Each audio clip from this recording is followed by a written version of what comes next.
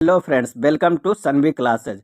हम लोग बिहार दरोगा 2023 के टारगेट सीरीज चला रहे हैं, जिसके अंतर्गत प्रीवियस ईयर के प्रश्न देख रहे हैं।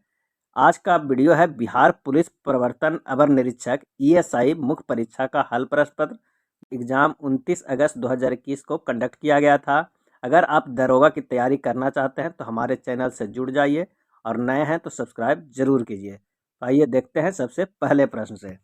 पहला प्रश्न है कि इंडियन सोशल कॉन्फ्रेंस की स्थापना कब हुई थी। इंडियन सोशल कॉन्फ्रेंस की स्थापना कब हुई थी, और इसका सही आंसर हो जाएगा ऑप्शन सी 1987 में। इंडियन सोशल कॉन्फ्रेंस की स्थापना महादेव गोविंद रनाडे और रघुनाथ राव ने की थी। महादेव गोविंद रनाडे को महाराष्ट्र का सुकरात या पश्चिम भारत का सुकरात भी कहा जाता है। इंडियन सोशल कॉन्फ्रेंस की पहला सत्र दिसंबर 1887 में मद्रास में आयोजित किया गया था। नेक्स्ट है, निम्नलिखित में से मगध साम्राज्य का कौन सा शहर गंगा, सोन और गंडक के संगम पर बसा है, और इसका आंसर हो जाएगा ऑप्शन ए पाटलिपुत्र। मगध साम्राज्य का पाटलिपुत्र शहर गंगा, सोन और गंडक के संगम पर बसा है। मगध साम्राज्य के हर्यक वंश के शासक उदयन ने पाटलिपुत्र शहर की स्थापना की थी। पाटलिपुत्र का प्राचीन नाम कुसुमपुर भी था। औरंगजेब के काल में पटना का नाम अजीमाबाद था। औरंगजेब के पौत्र आजिमुन शाह के नाम पर पड़ा था। नेक्स्ट प्रश्न है कि भूपर पट्टी में सर्वाधिक पाए जाने वाला खनिज कौन सा है। भूपर पट्टी में सर्वाधिक पाए जाने वाला खनिज कौन सा है, और इसका आंसर हो जाएगा ऑप्शन डी फेल्डस्पार। भूपर पट्टी पर सर्वाधिक पाए जाने वाला खनिज है फेल्डस्पार। फेल्डस्पार एल्युमिनियम का अयस्क है। इसका फार्मूला होता है, रासायनिक सूत्र होता है KLSI3O8। भूपर पट्टी में सर्वाधिक मात्रा में पाए जाने वाला तत्व ऑक्सीजन है। अगले प्रश्न पे चलते हैं कि बारामूला किस नदी के किनारे स्थित है। बारामूला किस नदी के किनारे स्थित है, आंसर हो जाएगा ऑप्शन ए झेलम नदी के किनारे स्थित है। बारामूला जम्मू कश्मीर केंद्र शासित प्रदेश का एक प्रसिद्ध जिला है। बारामूला शहर का प्राचीन नाम बराह या बराह था, और झेलम नदी का प्राचीन नाम बितस्ता नदी था। जम्मू कश्मीर में कुल 22 जिले हैं। नेक्स्ट है, जंग का रासायनिक नाम क्या है। सही आंसर हो जाएगा ऑप्शन सी जल योजित फेरिक ऑक्साइड। जंग का रासायनिक नाम जल योजित फेरिक ऑक्साइड है, और इसका सूत्र होता है Fe2O3 XH2O या Fe2O3 FeOH के होल थ्राइस। अगला प्रश्न है कि ऑटोमोबाइल से निकलने वाली निम्न में से कौन सी गैस सर्वाधिक जहरीली है। सही आंसर हो जाएगा ऑप्शन ए carbon monoxide. Carbon monoxide gas सर्वाधिक जहरीली है। कार्बन के अपूर्ण दहन से कार्बन मोनोऑक्साइड CO गैस का निर्माण होता है। CO गैस का कई उपयोग है।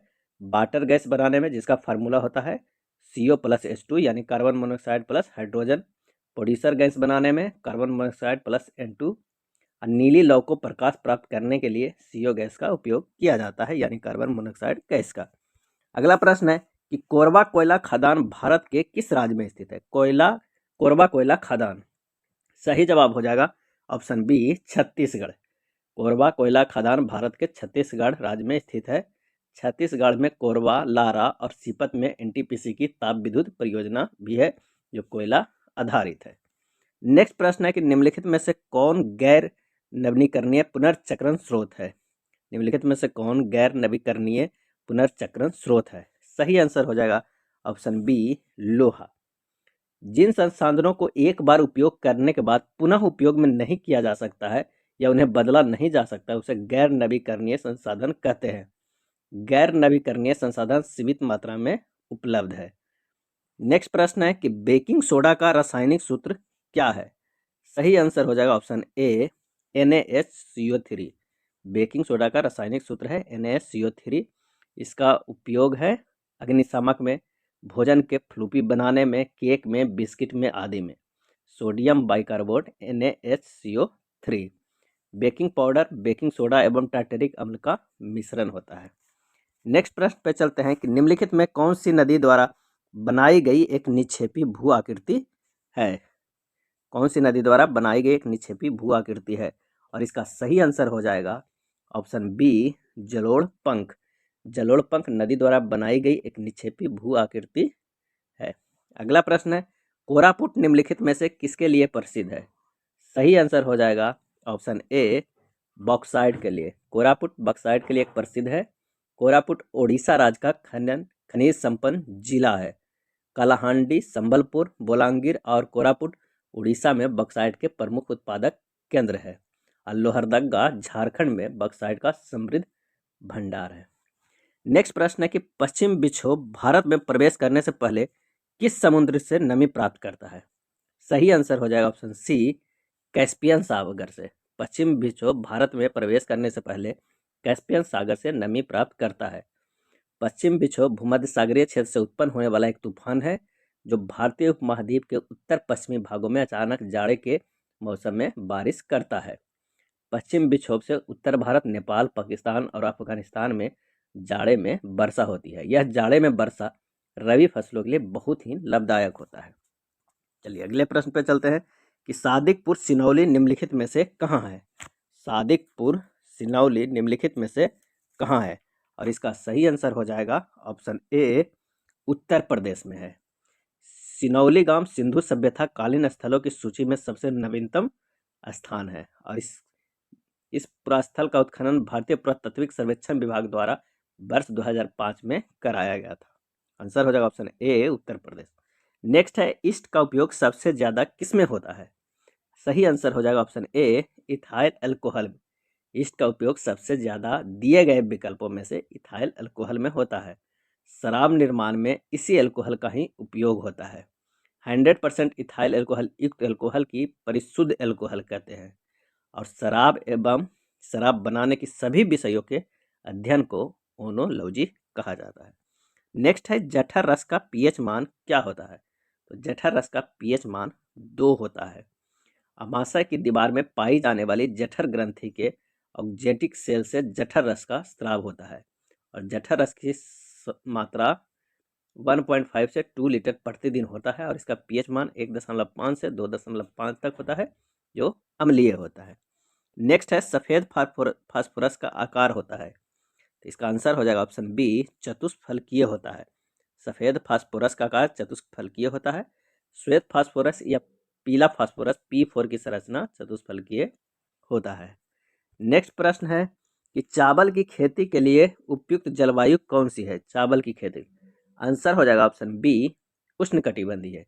चावल की खेती के लिए उपयुक्त जलवायु उष्णकटिबंधीय है। चावल उष्णकटिबंधीय मानसूनी जलवायु की फसल भी कहा जाता है। चावल की फसल हेतु भूमि समतल, तापमान 20 से 30 डिग्री सेल्सियस तथा वर्षा 100 से 150 सेंटीमीटर आवश्यक है। विश्व की धान का कटोरा थाईलैंड को तथा भारत में धान का कटोरा छत्तीसगढ़ राज्य को एवं कृष्णा गोदावरी डेल्टा क्षेत्र को कहा जाता है। बिहार के धान का कटोरा किस जिला को कहा जाता है? तो रोहतास जिला को कहा जाता है बिहार के धान का कटोरा। नेक्स्ट प्रश्न है, निम्नलिखित में सबसे पहला एंटीबायोटिक दवा कौन सा था? सही आंसर हो जाएगा ऑप्शन ए, सल्फा ड्रग था। सल्फा ड्रग सबसे पहला एंटीबायोटिक दवा था इन विकल्पों में से। सल्फा ड्रग नामक एंटीबायोटिक का निर्माण 1935 में गरहार्ड डोमगक ने किया था। एंटीबायोटिक दवा हानिकारक जीवाणु यानी बैक्टीरिया के विरुद्ध उपचार हेतु कारगर होता है। सर्वप्रथम अलेक्जेंडर फ्लेमिंग ने पेनिसिलिन नामक एंटीबायोटिक दवा का निर्माण किया था जो पेनिसिलियम नोटेटम नामक कवक से प्राप्त किया गया था। नेक्स्ट प्रश्न है कि निम्नलिखित में कौन सबसे अधिक प्रत्यास्थ या लचीला इलास्टिक है? सही आंसर हो जाएगा ऑप्शन ए, स्टील। स्टील सबसे अधिक प्रत्यास्थ या लचीला है। वह गुण जिसके कारण किसी पदार्थ पर प्रत्यारोपित बल को हटाने से वह पदार्थ अपनी प्रारंभिक आकृति एवं आकार को पुनः प्राप्त कर लेता है, प्रत्यास्थ कहलाता है। आंसर हो जाएगा स्टील। नेक्स्ट है, निम्नलिखित में से किसकी तरंगदैर्घ्य सबसे कम होती है? और इसका सही आंसर हो जाएगा ऑप्शन ए, एक्स किरण की तरंगदैर्घ्य सबसे कम है इन विकल्पों में से।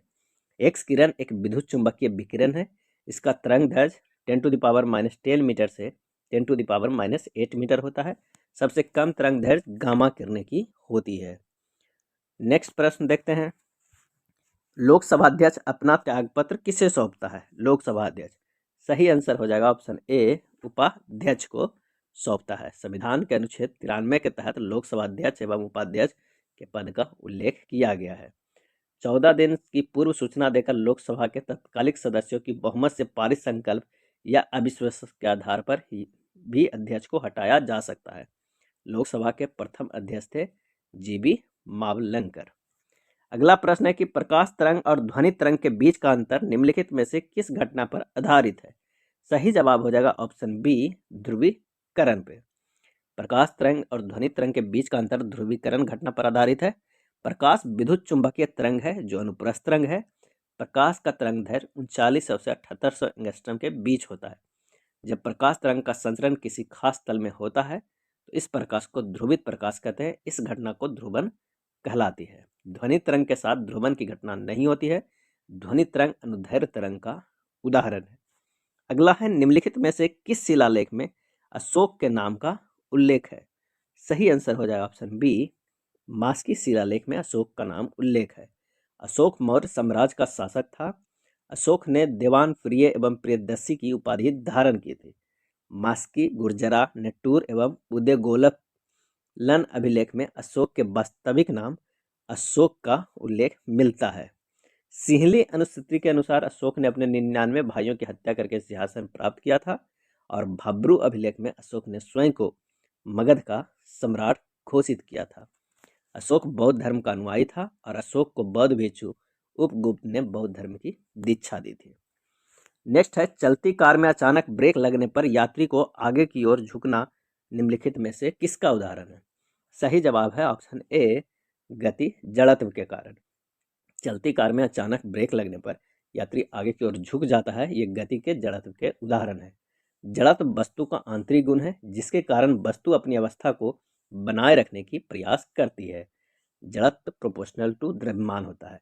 जड़त्व के नियम के बारे में सर्वप्रथम गैलीलियो ने बताया था। न्यूटन के द्वितीय गति नियम से हमें बल का व्यंजक प्राप्त होता है और न्यूटन के जो तृतीय गति नियम है उसे बल की प्रकृति ज्ञात होती है। नेक्स्ट है हुंड्रू जलप्रपात किस नदी पर अवस्थित है? सही आंसर हो जाएगा ऑप्शन सी, स्वर्ण रेखा नदी पर स्थित है हुंड्रू जलप्रपात। पठारी क्षेत्रों में अधिक ऊंचाई से तीव्र गति से नीचे की ओर प्रवाहित जल को ही जलप्रपात कहते हैं। विश्व में सबसे अधिक जलप्रपात अफ्रीका महाद्वीप में है। नियाग्रा जलप्रपात अमेरिका और कनाडा की सीमा पर सेंट लॉरेंस नदी पर अवस्थित है। नेक्स्ट प्रश्न है निम्नलिखित में कौन सा अनुच्छेद कुछ मामलों का उच्च न्यायालय में स्थानांतरण से संबंधित है? सही आंसर हो जाएगा ऑप्शन डी, अनुच्छेद 228। अनुच्छेद 228 कुछ मामलों को उच्च न्यायालय में स्थानांतरण से संबंधित है। यदि उच्च न्यायालय को यह आभास हो कि उसके अधीनस्थ किसी न्यायालय में लंबित किसी मामले में संविधान के निर्वचन के बारे में विधि का कोई सारवान प्रश्न अतः निहित है तो उस मामले को उच्च न्यायालय अपने पास अंतरण कर सकते हैं और स्वयं मामले को निपटारा करेगा। यह उक्त विधि को प्रश्न पर निर्णय के प्रति संबंधित अधीनस्थ न्यायालय को लौटाएगा। अनुच्छेद 226 के तहत उच्च न्यायालय रीट जारी कर सकता है।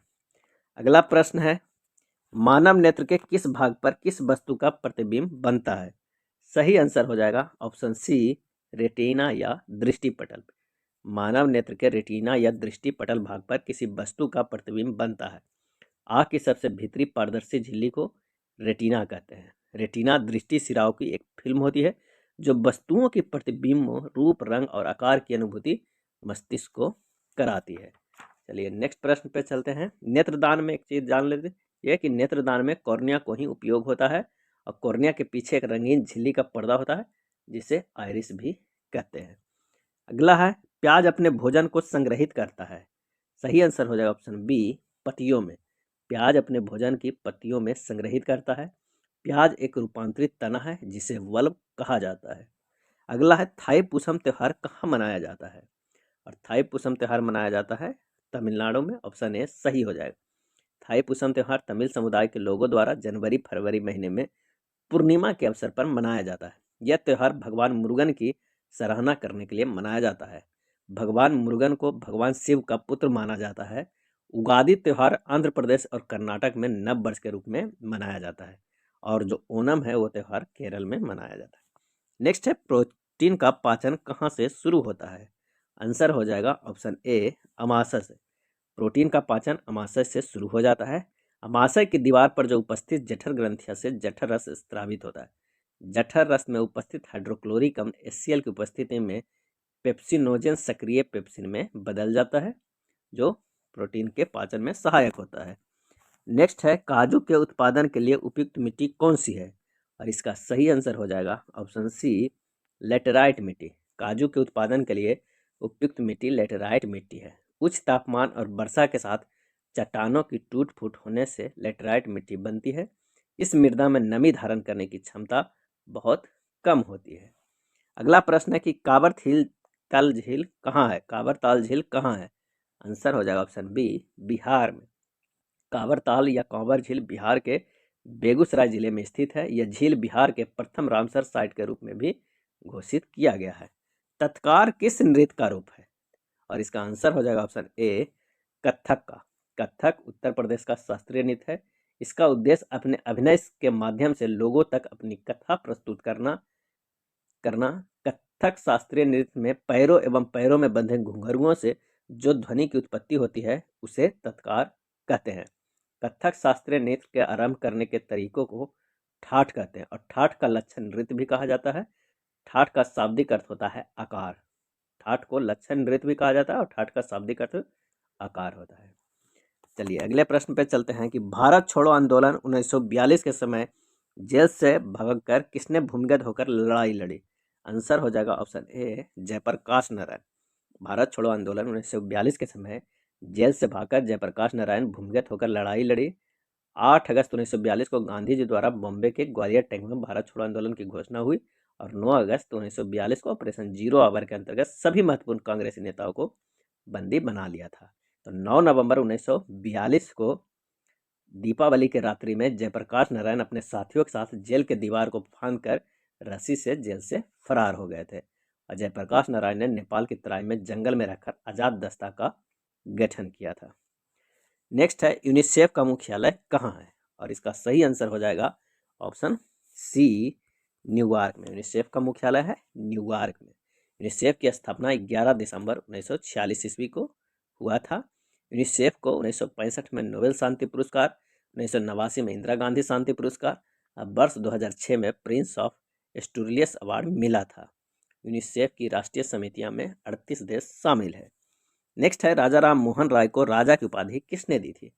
सही आंसर हो जाएगा ऑप्शन बी, अकबर सेकंड ने राजा राम मोहन राय को राजा की उपाधि दी थी। 1815 में राजा राम मोहन राय ने आत्मीय सभा की स्थापना की। 20 अगस्त 1828 ईस्वी को ब्रह्म समाज नामक धार्मिक संस्था की स्थापना राजा मोहन राय ने ही की थी। अगला प्रश्न है कि विश्व मानवाधिकार दिवस कब मनाया जाता है? विश्व मानवाधिकार दिवस। सही आंसर हो जाएगा ऑप्शन बी, 10 दिसंबर को। विश्व मानवाधिकार दिवस 10 दिसंबर को मनाया जाता है। यूएनएचआरसी का मुख्यालय जिनेवा स्विट्जरलैंड में स्थित है। संयुक्त राष्ट्र मानवाधिकार परिषद यानी यूएनएचआरसी का गठन हुआ था वर्ष 2006 में। 20 दिसंबर को अंतर्राष्ट्रीय मानव एकता दिवस मनाया जाता है। 15 अक्टूबर को विश्व छात्र दिवस मनाया जाता है। नेक्स्ट प्रश्न है उत्तर भारत में भक्ति आंदोलन का आरंभ किस संत ने किया? सही आंसर हो जाएगा ऑप्शन बी, रामानंद। उत्तर भारत में भक्ति आंदोलन का आरंभ रामानंद ने किया। भक्ति आंदोलन मध्यकालीन हिंदू धार्मिक आंदोलन था। भक्ति आंदोलन की शुरुआत दक्षिण भारत में अलवार एवं नैनार संतों द्वारा की गई थी। रामानंद पहले संत थे जिन्होंने हिंदी में अपना उपदेश दिया और रामानंद के 12 शिष्य थे जिनमें रैदास चर्मकार थे, सेन नाई था, कबीर जुलाहा था और धन्ना जो था वो जाट था।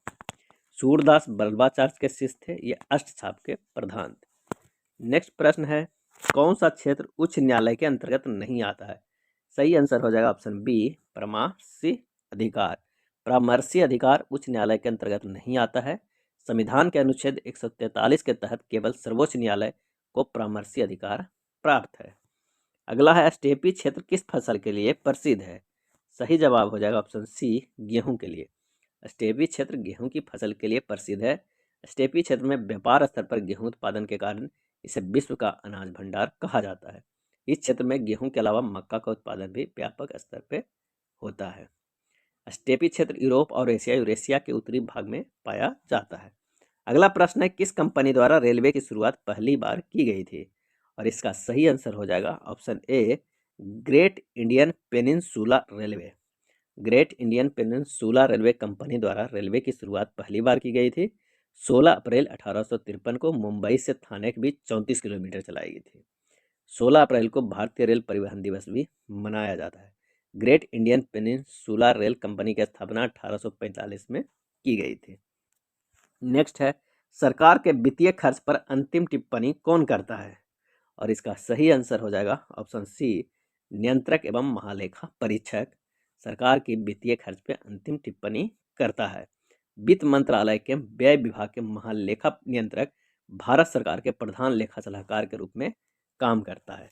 संविधान के अनुच्छेद 150 के अनुसार वार्षिक विनियोजन लेखा और केंद्रीय वित्त लेखा भारत के नियंत्रक एवं महालेखा परीक्षक की सलाह पर राष्ट्रपति के अनुसार संसद में प्रस्तुत किए जाते हैं।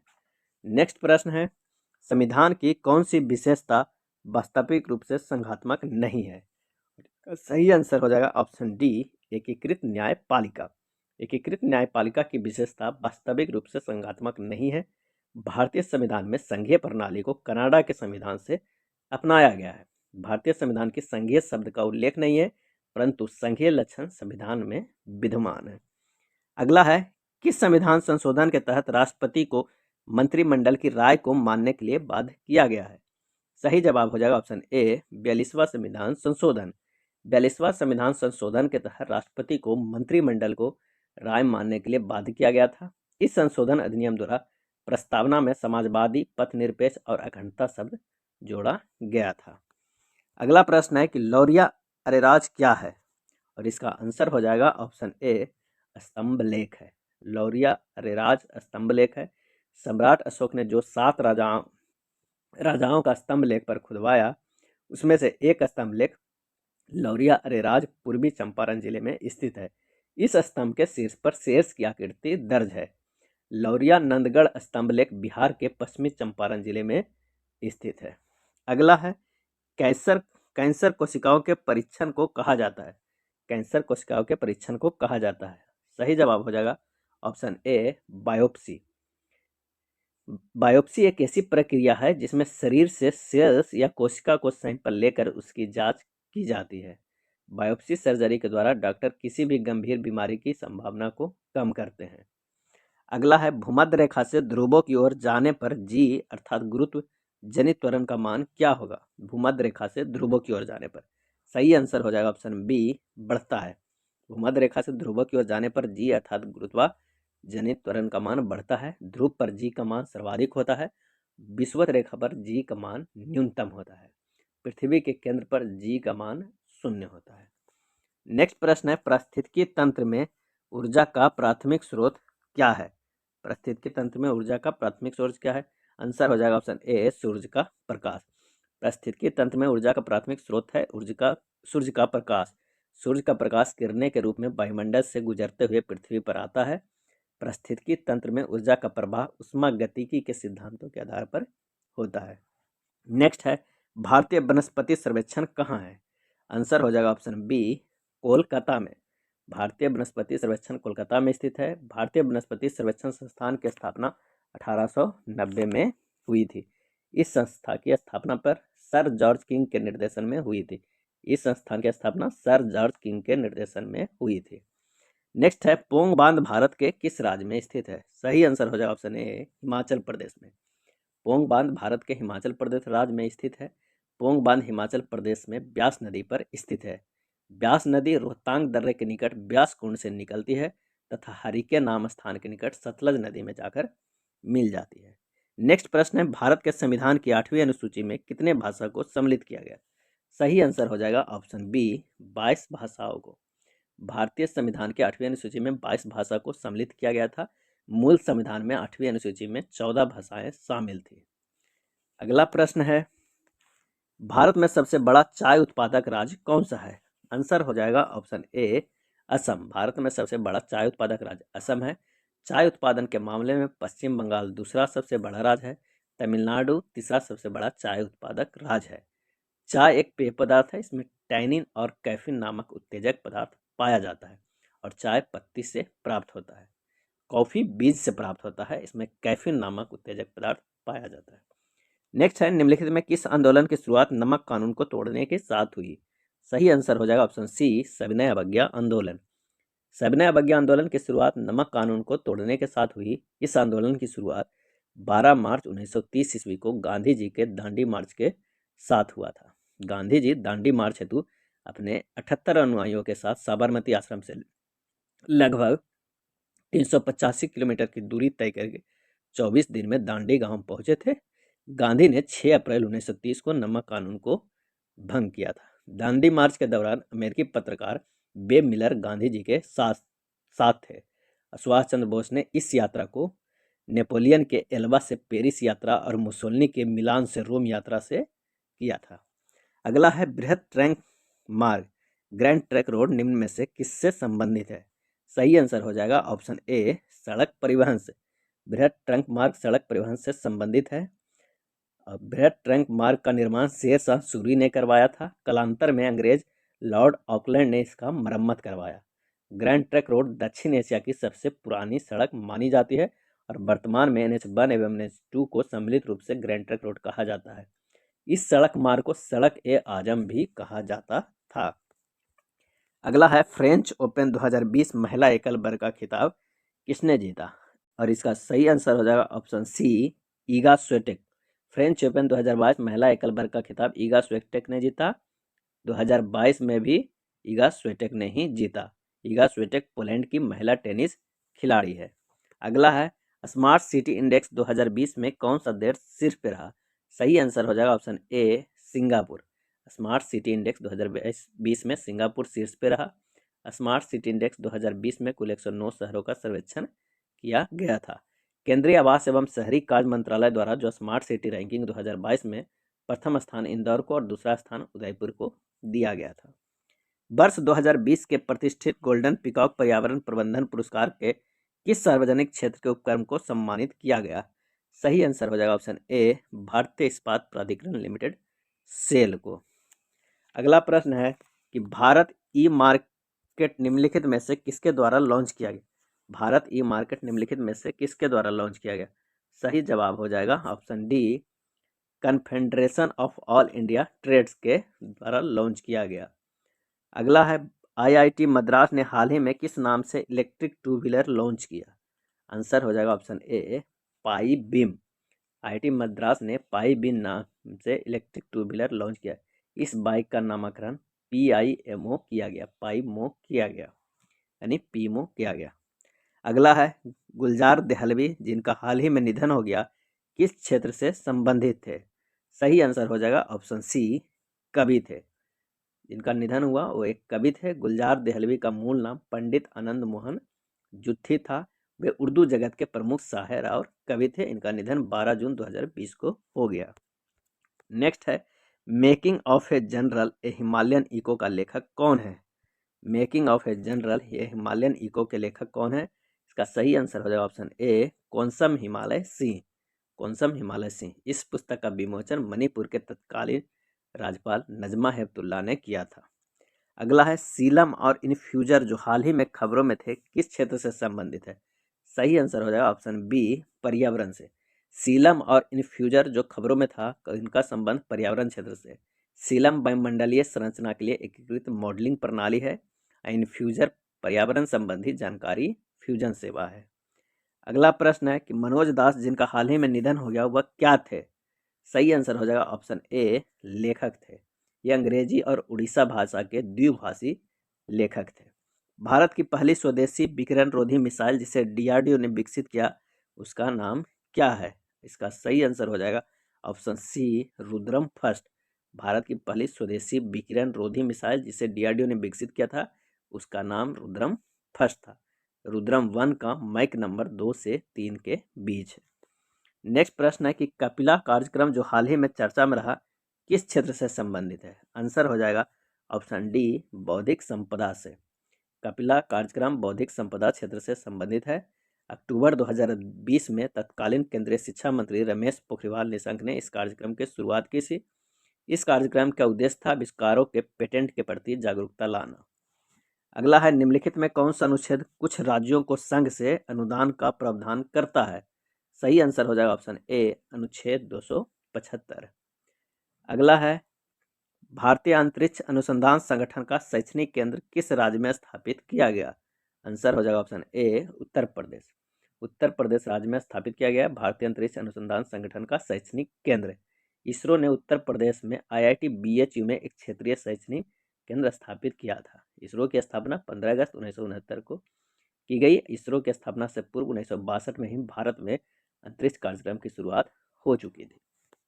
अगला प्रश्न है कि प्रोफेसर सौरभ लोढ़ा को वर्ष 2020 के लिए नैनो साइंस एंड टेक्नोलॉजी में यंग करियर अवार्ड से सम्मानित किया गया है। वे किस आईआईटी संस्थान के प्रोफेसर हैं? आंसर हो जाएगा ऑप्शन बी, आईआईटी बॉम्बे के। प्रोफेसर सौरभ लोढ़ा को वर्ष 2020 के लिए नैनो साइंस एंड टेक्नोलॉजी के यंग करियर अवार्ड से सम्मानित किया गया। वे आईआईटी बॉम्बे के संस्थान के प्रोफेसर हैं। नेक्स्ट है, सरसों अनुसंधान केंद्र कहाँ स्थित है? सही आंसर है ऑप्शन बी, राजस्थान। सरसों अनुसंधान केंद्र राजस्थान राज्य के भरतपुर नामक स्थान पर स्थित है। अगला है, प्रथम भारतीय पुरापाषाण कलाकृति कहाँ से प्राप्त हुआ है?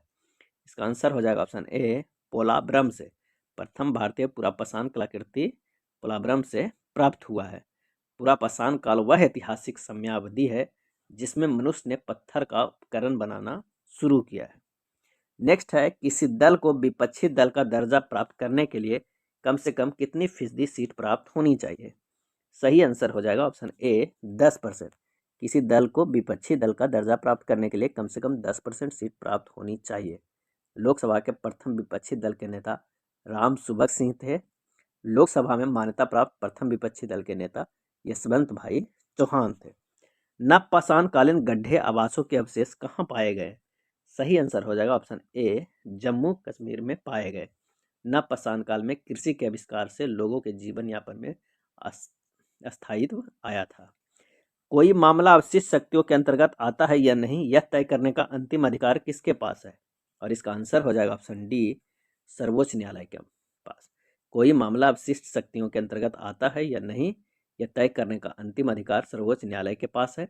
संविधान के भाग 11 में अनुच्छेद 245 से 255 तक केंद्र राज्य विधायी संबंधों की चर्चा की गई है। अवशिष्ट विषय का प्रावधान कनाडा के संविधान से अपनाया गया है। लोक लेखा समिति में लोकसभा के कितने सदस्य होते हैं? आंसर हो जाएगा ऑप्शन ए, 15। लोक लेखा समिति में लोकसभा के 15 सदस्य होते हैं। लोक लेखा समिति में कुल 22 सदस्य होते हैं, जिसमें 15 लोकसभा के सदस्य और 7 राज्यसभा के सदस्य होते हैं। लोक लेखा समिति प्रतिवर्ष लोकसभा के प्रक्रिया तथा कार्य संचालन नियमावली के नियम 308 के तहत गठित की जाती है। लोक लेखा समिति के सदस्य एकल संक्रमणीय मत द्वारा अनुपातिक प्रतिनिधित्व के सिद्धांत के अनुसार निर्वाचित किए जाते हैं। अगला प्रश्न है कि तुर्कान-ए-चहलगानी को किसने समाप्त किया था? और इसका सही आंसर हो जाएगा ऑप्शन बी, बलबन ने। तुर्कान-ए-चहलगानी को किसने समाप्त किया था? बलबन ने। तुर्कान-ए-चहलगानी यानी 40 दल की स्थापना गुलाम वंश के शासक इल्तुतमिश ने किया था। 40 दल में इल्तुतमिश के विश्वसनीय लोग शामिल होते थे।